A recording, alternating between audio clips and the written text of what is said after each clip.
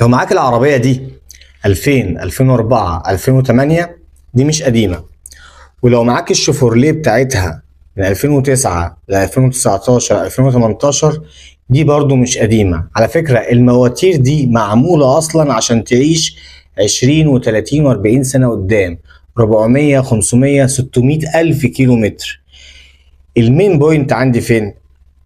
في صيانتي أنا الخطأ، أنا اللي بعمل الصيانة الغلط، هي اللي بتوصلني إن أنا أعمر.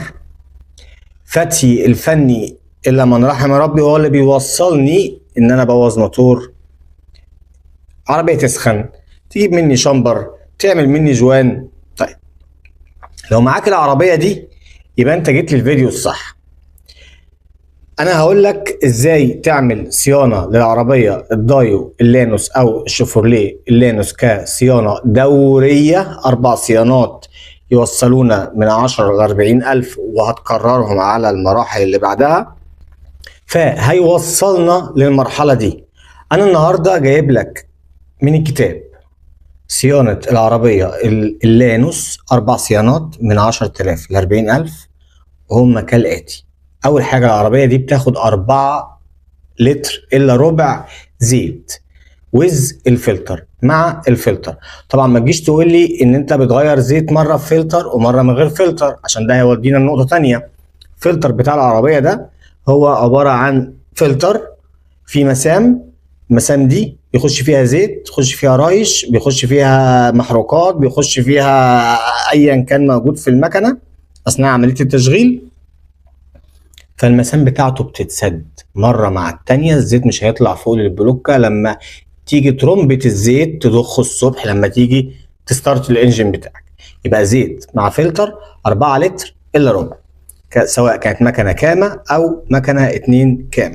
مواصفه الزيت 35 10 30 10 40 15 40 دي في الكويت وفي الصحراء الشرقيه احنا ملناش علاقه بيهم، عشان ده الموضوع اللي احنا كنا عاملين عنه الفيديو الاخير والحمد لله كسر الدنيا.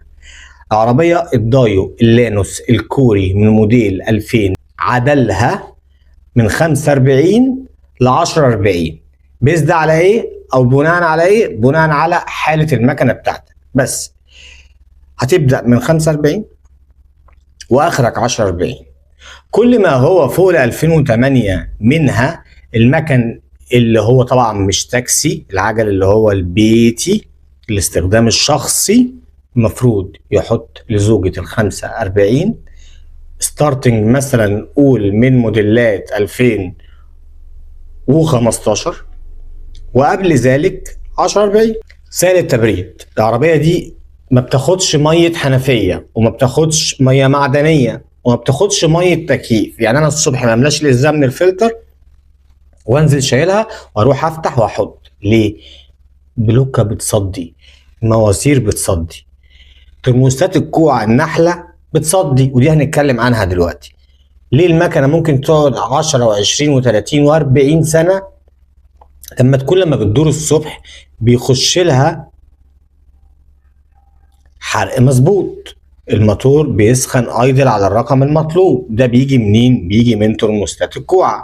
يبقى سائل التبريد بتاع العربية دي بيتحط 7 لتر، وبيكون سائل تبريد تركيز 50-50، وبيكون من موبل، من توتال، من مانول، حاجة ألماني، من ليكومولي إلى آخره. وبيتغير سائل التبريد ده كل 40,000 كيلو، وهنا مكتوب كل 3 سنين، أنا بقول لك خليها كل 2 سنين. وبيتغير معاه ترموستات الكوع النحلة. ترموستات الكوع دي لما بتدور الصبح بترفع حرارة المكنة أوتوماتيك ل90 كايدل، يعني حاجة و90، وبتفضل ماشي على كده. بتعمل معاك، بيوفر معاك بنزين، وبيقلل الحمل على المكنة، وبيديها عزم على الطرق السريعة. زيت فرامل، عربية بتاخد نص لتر كل 30,000 كيلو. زيت الباور 1 لتر بيتعمل له التوب اب، بتزود لما بتشيك عليه كل 10,000 كيلو مع الصيانة. فلتر الهواء الأصلي كل 40,000 كيلو، والعادي كل 20,000 كيلو. بوجيهات العربية دي تتغير كل 20,000 كيلو، اللي هي العادية اللي موجودة في السوق، وفي حاجات إيريديوم وبلاتينيوم بيقعدوا معاك في العربية لحد 60,000 كيلو. سير الكاتينا اوريجينال 40,000 كيلو. سير الكاتينا اوريجينال 40,000 كيلو. 40,000 كيلو ويوم لا، ضرر على المكنه وغلط. بالنسبه للفتيس الاوتوماتيك هو ما بيتغيرلوش زيت، بس بيتشيك عليه كل 10-20,000 كيلو، والمفروض كل 75,000 كيلو ينزل الزيت مع الفلتر ويتحطوا زيت وفلتر جديد. فلتر البنزين المفروض انه بيتغير ايدل كل 40,000 كيلو اوريجينال في بنزيننا او على تفويلتنا، او ان احنا بنسيب التانك لحد ما يفضى.